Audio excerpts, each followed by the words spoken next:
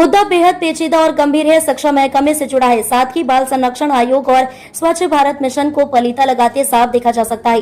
दरअसल खबर हरिद्वार जिले के भगवानपुर क्षेत्र के गांव खेड़ी शिकोपुर के राजकीय इंटर कॉलेज से है, जहां पर छात्राओं से खाना बनवाया जा रहा है। तस्वीरें मीडिया के कैमरे में कैद हो गई। और दूसरा मामला भी इसी कॉलेज से है, जहाँ एक तरफ खुले में शौच पर पूरी तरह से पाबंदी है। हर जिले के अधिकारी लिख कर दे चुके हैं कि उनके यहाँ अब खुले में शौच नहीं किया जाता, लेकिन हमारी पड़ताल में जो सामने आया है वो काफी चौंका देने वाला है। तस्वीरें आप लोगों को जो दिखाई दे रही हैं कि सरकार की तरफ से 4,50,000 रुपए का शौचालय बनवाया गया है, लेकिन उस शौचालय पर बालिकाओं की जगह गुरुजनों का ताला लगा हुआ है।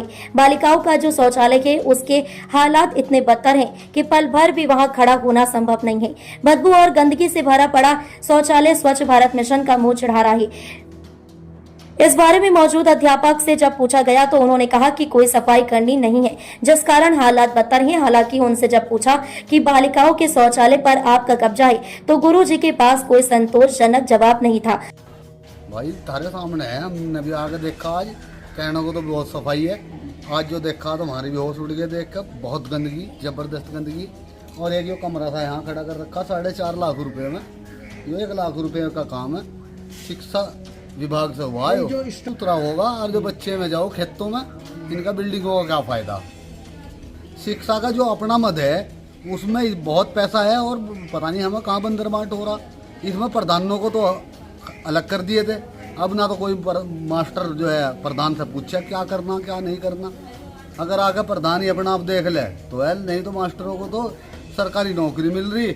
और जो है उनका शिक्षा का अपना मद, अपने मद से वो कार्य करा रहे, अच्छा करा रहे या मंदा करा रहे।